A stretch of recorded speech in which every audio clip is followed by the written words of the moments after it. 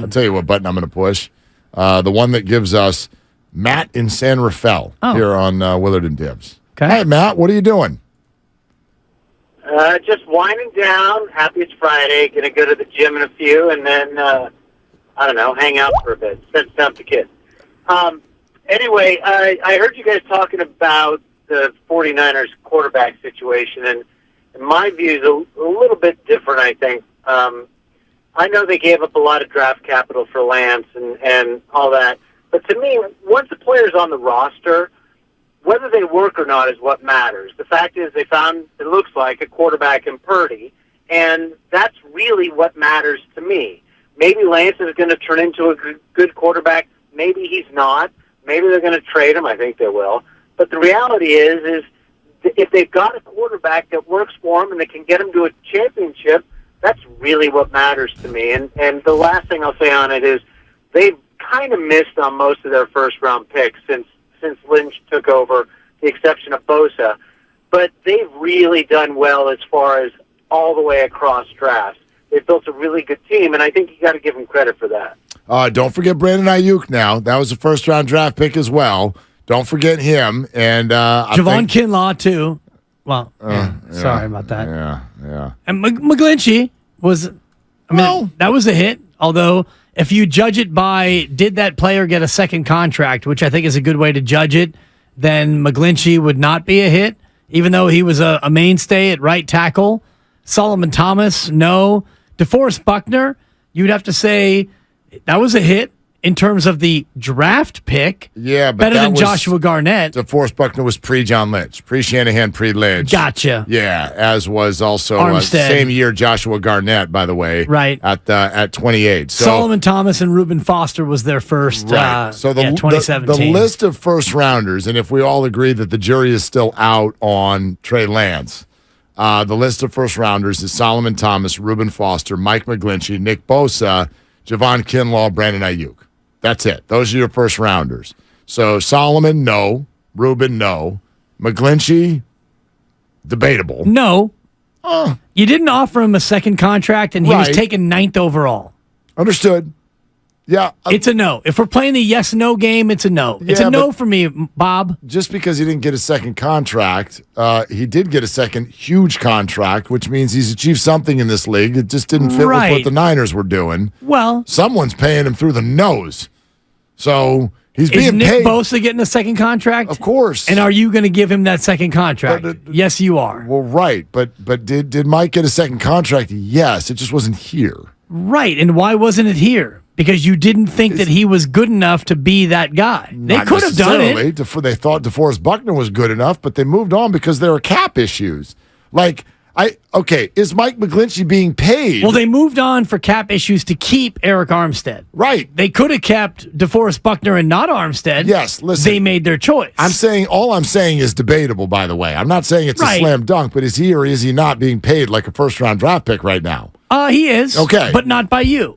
Right. And you use first-round draft capital to draft guys to be cornerstones for your team. Correct. And he's not a cornerstone for your team. Yeah, that's why I give it a no. Debatable. It's debatable. Even if it's a lean toward no, it's certainly better than their first two tries in Thomas and Foster. Correct. Bosa is a home run.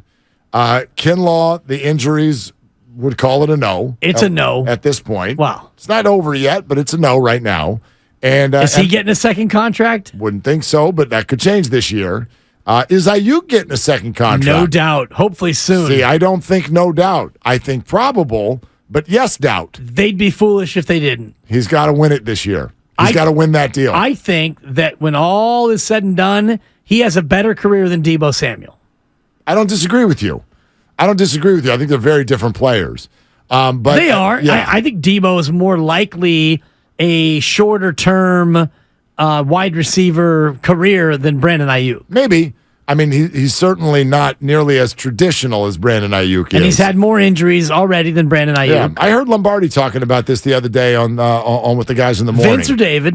David. Okay. And, Vince, that's next week. But thanks. David was talking about how this, people were saying the question was about Ayuk and whether or not the 49ers had room for another contract on the cap.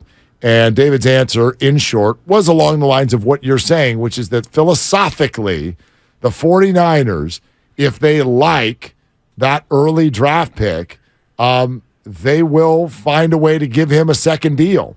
And that is now they let certain guys go who are really good players.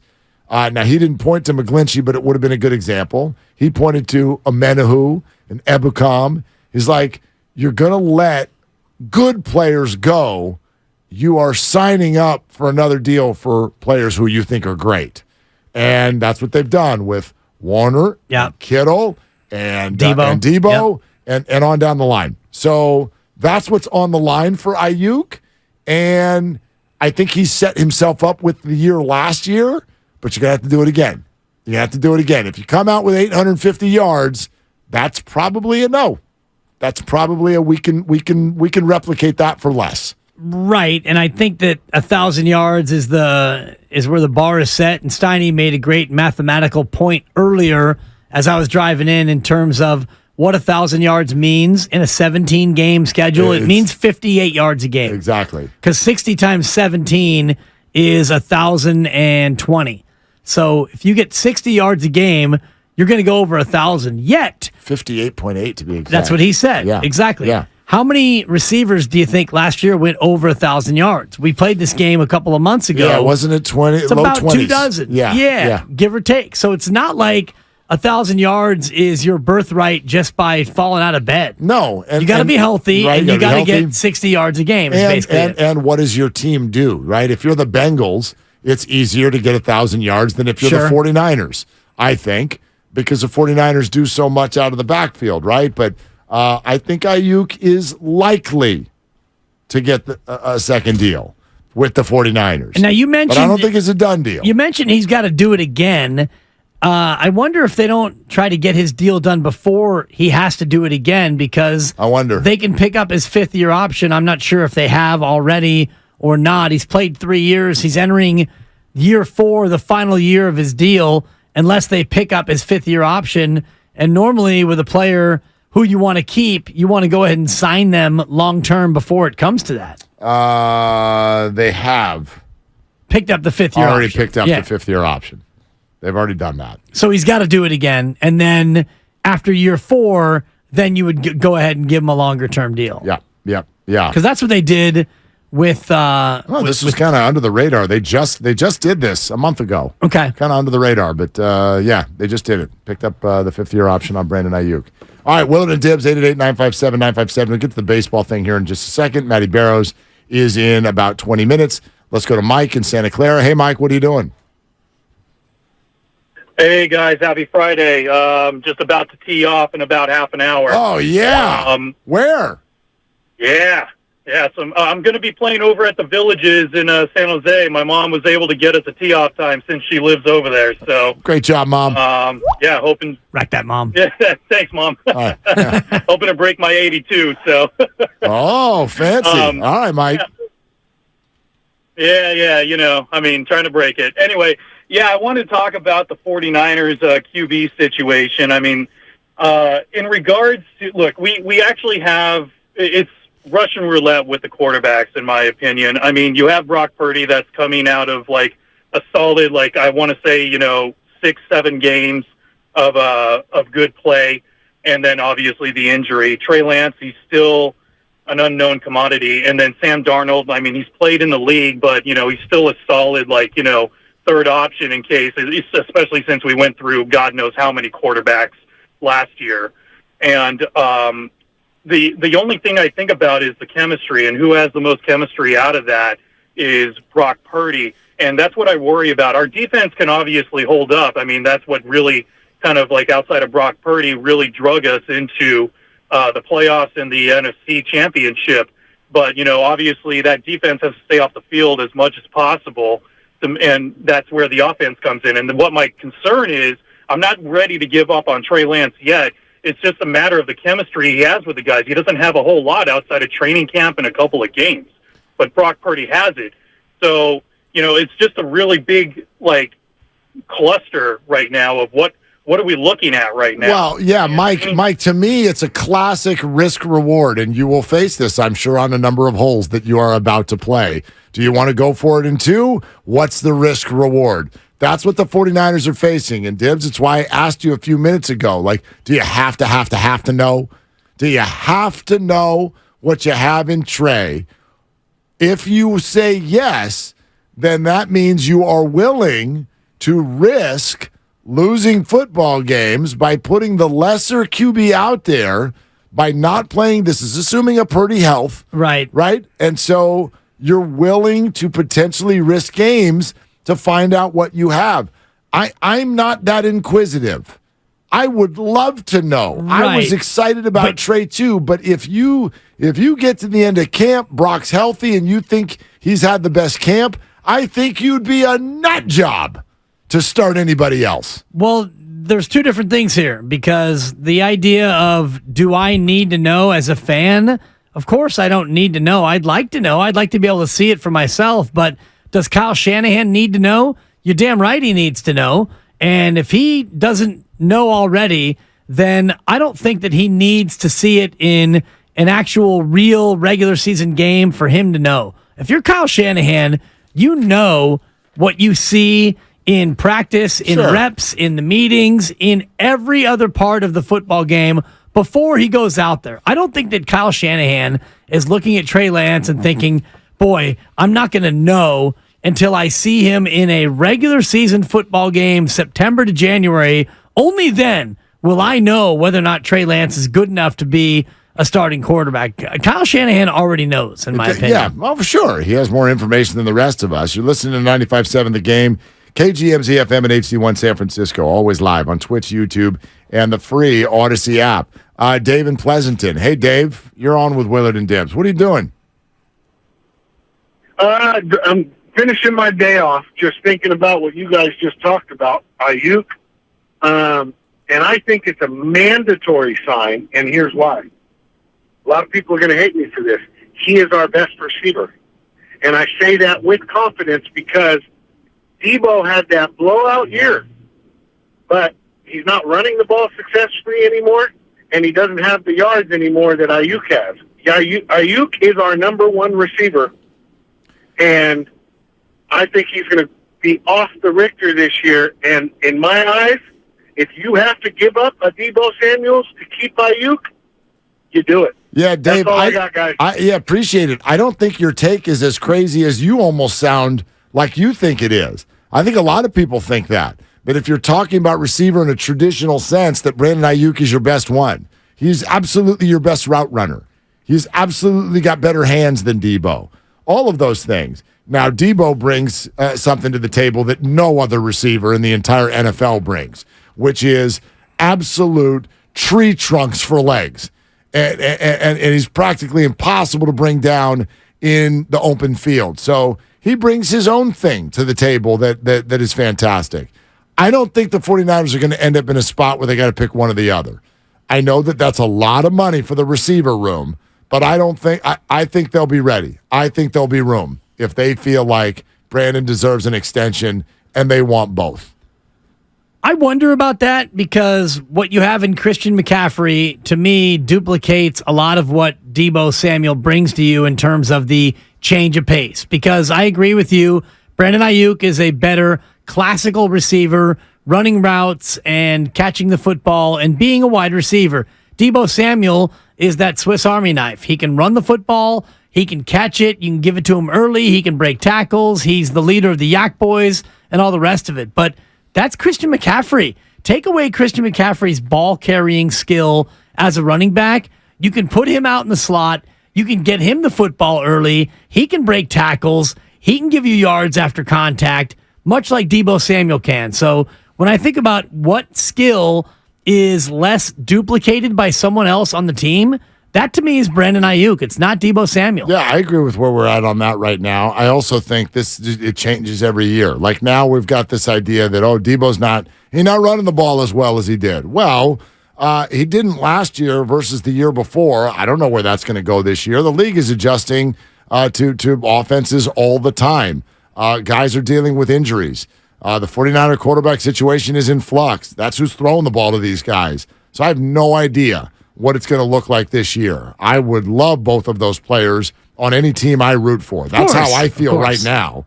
But I also understand that would be rare to put that kind of money into one wide receiver room. But the 49er philosophy is what it is. You earn that second contract as a drafted player, you're going to get it. You're going to get it, and I do think there's room. Rob and San Bruno here on Willard and Dibs. Hey, Rob, what are you doing? I'm just here chilling with my son, listening to y'all. But I feel like, man, we pushing this Purdy narrative way too much right now. Purdy is what Purdy is and what Purdy's going to be. We have seen the 49ers already. They cannot win with mediocre quarterback play and a great defense because they find ways to lose games, whether it's the coaching, the defense, the offense, whatever. They find ways to lose and give up leads. So we need to find out, can Trey play? We know what Purdy's going to do. Purdy is Jimmy G Jr. He's just younger. Rob, I think what you're saying is a wild take. It's a wild take, and I'm fascinated by this. So Trey's played 4 games, and we have no idea what he could become. And Brock Purdy's played 8, and he's going to be what he's going to be, what he's going to be. Huh? Brock can't get better just because his body states that he's not supposed to? Because we didn't think that he was going to be something bigger than what he is? You don't need me to give you the list of players who have outplayed their draft stock. How much space on this radio station have we given Draymond Green in the last decade? 2nd round, non-guaranteed pick. Now he's going to go to the Hall of Fame with a bunch of rings. I don't want to hear that we know what Brock Purdy's going to be. That's a bunch of bull. He's played 8 games, and he gets just as much ramp as Trey does in terms of who he could become and how much better he could get with a whole lot of work. That guy was thrown into the mix in the middle of the year with no experience and succeeded, and we've acted like, so now that's the finished product? It can't get any better? I don't buy that at all. It can get better, but I don't think that it can get as much better as Trey Lance can get in terms of where the player is versus where their ceiling is. Trey Lance's ceiling, the potential for Trey Lance, I think, is much higher than where Brock Purdy is in terms of what his ceiling can be. Brock Purdy, he's not going to be able to do much better than he did last year in terms of winning percentage. We can say that. In terms of winning percentage. Okay, in terms of like efficiency and what Brock Purdy did last year in 8 games, it's tough to imagine him doing much better than that. Can he be that player year in and year out? Certainly. But he's not going to become suddenly a two-way threat running the football. He's not going to suddenly become a guy who can throw the ball deep down the field. Do you know what's funny, He's not going to grow. But we get so obsessed with being a two-way threat, and there's absolutely zero lengthy evidence in the history of this league that means wins. I don't even know if I want that. Like, I don't agree that Trey's ceiling is higher than Brock's. I don't agree. Well, I was saying versus where Trey is right now. I guess, the distance between where the player is and where their ceiling is. That's fine. But that's what I was saying. Just because Trey has physical, raw gifts that Brock will never have, that to me means nothing about his ceiling. Because apparently the 2 greatest quarterbacks of all time, neither one of them could beat you or me down the street. Right. So I don't care where he was drafted. And what to me, this is not about the draft position. Well, I don't care what his 40 time is. It's about the physical tools. Yeah, but I don't care what the tools are. I care what the performance is. Right. I care what the results are. And so far, performance-wise, Trey Lance has not performed as well as Brock Purdy. Not even close. But my point was that based on what Trey physically can do and what he potentially could be because of his physical gifts, stronger than Brock, better arm than Brock, faster than Brock, all those things that if he could harness what Brock is already better than Trey at, if Brock was as good or if Trey was as good as Brock in decision-making, ball delivery, winning football games, and you add in the speed, the arm strength, and all the rest of it, then you've got a player who's better than Brock Purdy. And that's why I'm saying that his ceiling is higher. I don't disagree. It's just funny to me when I hear it's like, so if player A could do all the things that player B does, then player A would be better than player B. Right, but But those things are why player B is better right now. Right, but I don't think that player B, looking at player B for Brock, and looking at what he did last year and all of the skills that he showed and the success and the wins and all that, I don't think you can look at that sample and say, well, he's just scratching the surface. He can be so much better than that. I don't know if Brock Purdy can be that much better than he was last year in 8 games. I'm fascinated by that. I don't know. I don't know anybody who is like peaking after 8 games. I think by definition, of course he can get way better. But what can he do better? I mean, he was incredibly accurate. He was very smart with his decision making. He threw a couple of passes a game that were like, oh my God. Right. But what quarterback doesn't? I think there can be more of a dynamic aspect to his game downfield. I think that he can be even more consistent. That's all that you need to be. You know what I mean? Like, certain players can be great without popping off the TV screen. I never found watching Tom Brady to be like, oh, hey, but let's get some popcorn. Watch what this guy does. No, he just like methodically beat you with perfection and sometimes. Efficiency, yeah. Efficiency. He didn't ever really take a big hit because he got rid of the ball. Brock can do all those things better. Who doesn't get better after they do it a lot? That would be, I don't know, that would be odd if he didn't get better, I feel. Right, but I don't know how much better he can get. And the I think record can't get any better. Well, and honestly, the way he played, I don't know how much better he can get. He's not going to complete 80% of his passes suddenly because nobody does that. Right. I just don't know how much better he can get. Now, can he play like he did last year and repeat that year after year after year? If you're the Niners, you would take that. Yeah, you would. But it's not like last year. It was like, my God, this quarterback plays like nothing we've ever seen. The reason we felt so good about it is because we were so surprised by it. We were surprised by his efficiency. We were surprised by his effectiveness. We weren't wowed by his skill. Maybe we will get to a point where we are. I've never known a player to be a finished product after 8 games. I agree with that. Ever. But if you look at just his numbers and his efficiency, 67% completion percentage, that's pretty damn good. It's very good. 70 is elite. Yeah. So he's close. If he gets up to 70, that would be an improvement. 13 tugs and 4 picks. If you project that over a full year, that's 39 and 12. That's pretty damn good. It is. And his yardage, 1,374 in basically 5 starts. You give him 4,200 yards in the season? My God. What if I'm talking about some of the finer things like timing? I mean, I've heard plenty of football players say that injury against the Eagles, like he should have seen it coming a little bit better. Yeah, he should have. Right? Rookie. Get rid of it. Hack.